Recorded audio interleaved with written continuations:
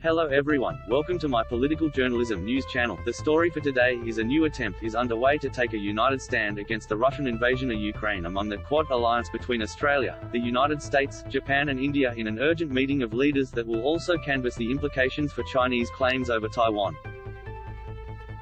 Leaders from the four quadrilateral security dialogue nations will discuss the crisis in an attempt to decide a common position hours after India abstained from a motion at the United Nations General Assembly that condemned the invasion and urged Russia to withdraw its troops without conditions.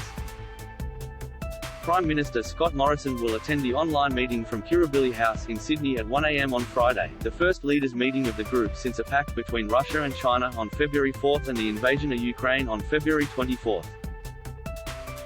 An agreement between United States President Joe Biden, Japanese Prime Minister Fumio Kishida, Indian Prime Minister Narendra Modi and Mr. Morrison will be challenging when the Indian government relies on military supplies from Russia at a time of tension with China.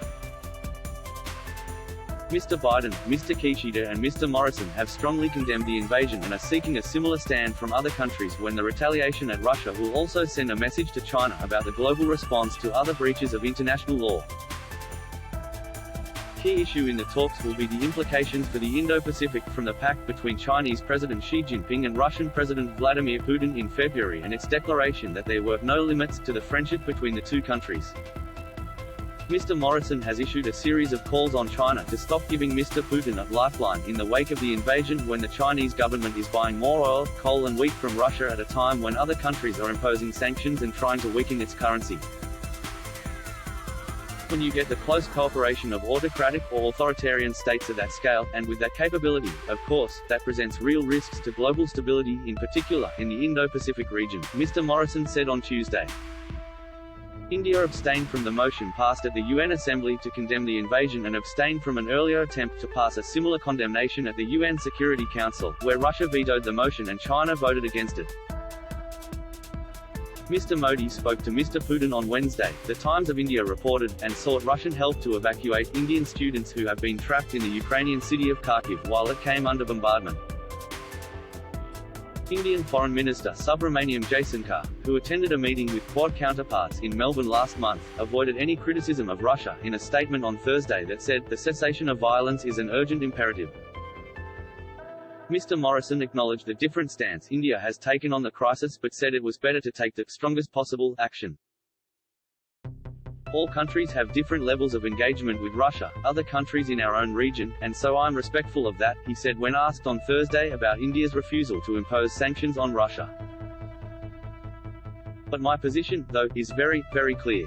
I think it's important for like-minded countries to be taking the strongest possible action because one day it's a country like Russia threatening the border and seeking to invade Ukraine, and the next day it could be countries in our own region seeking to do the same thing.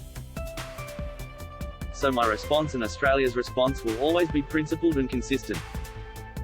In a meeting Mr. Biden hosted at the White House last September, the leaders of the Quad agreed on a world order that favors freedom, but there was no unified message on Ukraine when the Quad's foreign ministers met in Melbourne last month. Hosted by Foreign Minister Marise Payne, the Melbourne meeting said the group championed a rules-based order that protects the sovereignty and territorial integrity of regional countries, but appeared to focus this commitment to the Indo-Pacific. Speaking to the media after the February 11 meeting, U.S. Secretary of State Antony Blinken argued the threat to Ukraine had implications for stability in every other part of the world, while Japanese Foreign Minister Yoshimasa Hayashi expressed a similar view. When a reporter asked Mr. Jaishankar about Ukraine, he said, this meeting is focused on the Indo-Pacific, so I think you should figure out the geography there. In the latest example of Australian support for Ukraine, a C-17 Globemaster left the RAF base in Richmond, west of Sydney, on Wednesday carrying military equipment and medical supplies. Treasurer Josh Frydenberg took further steps to put pressure on Russia to withdraw its troops, issuing a statement on Thursday calling on Australia's $3.5 trillion superannuation sector to review all investments and divest any holdings in Russian assets. That is all for today news. Thank you for watching to my channel. Please be sure to leave your comment and subscribe below for more news update.